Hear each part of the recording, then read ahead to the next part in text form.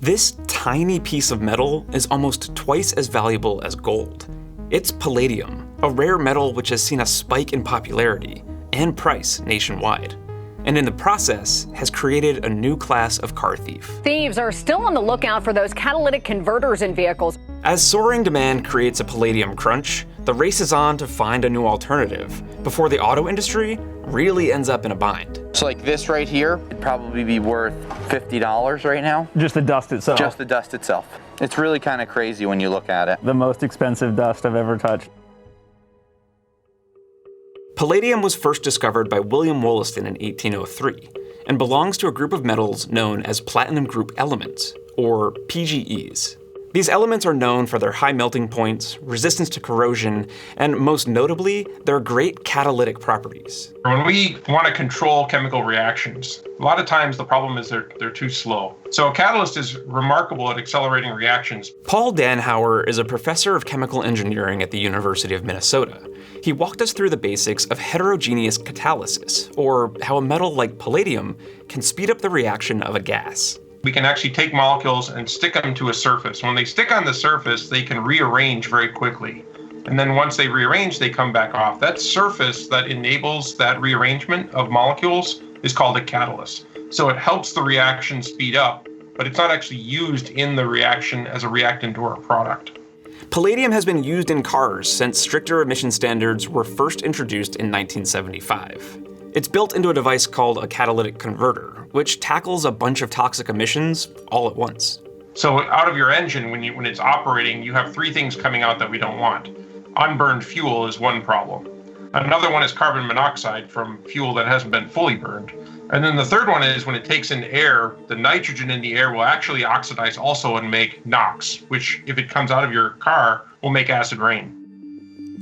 So when these gases pass through the honeycomb structure inside a catalytic converter, the nanoparticles of palladium and other PGEs inside work to burn up or break down the toxic gases into less harmful ones. Catalytic converters have led to a significant drop in carbon monoxide and nitrous oxide emissions since their adoption in the 1970s. And the more palladium they use, the more effective they are. With more manufacturers trying to reduce their impact on the environment, and with stricter emissions regulations coming online in places like Europe and China, the demand and cost of palladium is skyrocketing. And there just isn't enough to go around.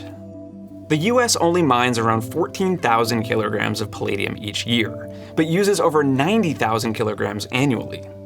And with only two major suppliers of palladium in the world, Russia and South Africa, there's a real bottleneck in getting the metal to where it's needed most. That hunger for palladium has created some new wrinkles in the market, some above board and some less so. With these catalytic converters exposed to the public so easily where someone can slide underneath and cut them with a portable sawzall, it's going to be a problem. Tom Bushell owns Rockaway Recycling, a scrapyard in New Jersey.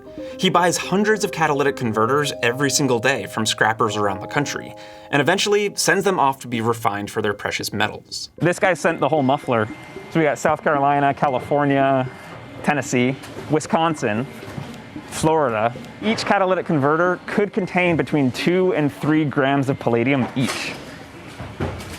Tom is one of many recyclers who account for over 85,000 kilograms of palladium recycled in the US each year, nearly all of which comes from scrapped catalytic converters like these.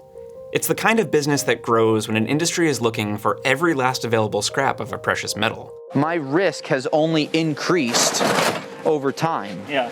Because all of these cats used to be worth $150, $200 each, and now they're worth triple. He's got a knack for looking at any catalytic converter and quickly estimating its value based on its make, model, and condition. This is off of a.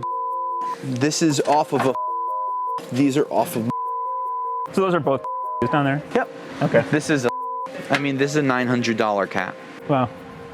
Now, we're bleeping the car manufacturers' names because there's one thing we have to talk about, and that's catalytic converter theft. As the price of the precious metals inside the converters continues to rise, so does the rate at which they're stolen. In just the past 3 years alone, monthly catalytic converter thefts in the US have increased dramatically, from more than 108 thefts per month in 2018 to over 1,200 a month in 2020. How do you address that here in your recycling process? We've dealt with a lot of authorities. We helped them catch a lot of people that were stealing them because as a certified recycling establishment, we're taking driver's licenses from everyone. And if someone doesn't want to give it to us, then we're not going to buy their material. The price of palladium is the driver of this whole story. I mean, this is the most palladium my producer said we could afford for this video, which really makes you wonder why we're relying on such a scarce material for important everyday tasks. We don't really have a choice right now, but that might change. The replacement of precious metal is an active area of research. So we say we want to use earth-abundant materials or things where we have so much of it that the cost is incredibly low. Not only in catalytic converters, but lots of other applications where precious metals are important. It's a very big challenge. Another approach is to use materials like palladium more efficiently, increasing their surface area by doling them out atom by atom. That's the ultimate minimum amount of metal you could use in these. And it's a very simple principle. If you have a particle of material, the smaller you make it, the more external surface area you have per amount of that material. And so if you can make these incredibly, incredibly small particles, you get the most bang for your buck.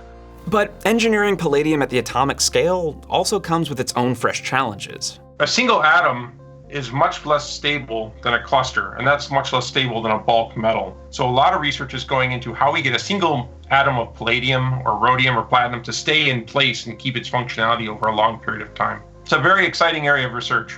Now, there's still a ways to go before this technology is ready for any practical application, but a world full of zero-emissions electric vehicles is still a ways off too.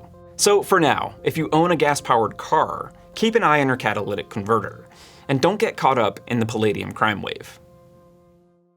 So you guys are never going to believe this, but between the time that we shot this video and posted it, the catalytic converter on my dad's truck was stolen from the lot in which he was getting work done.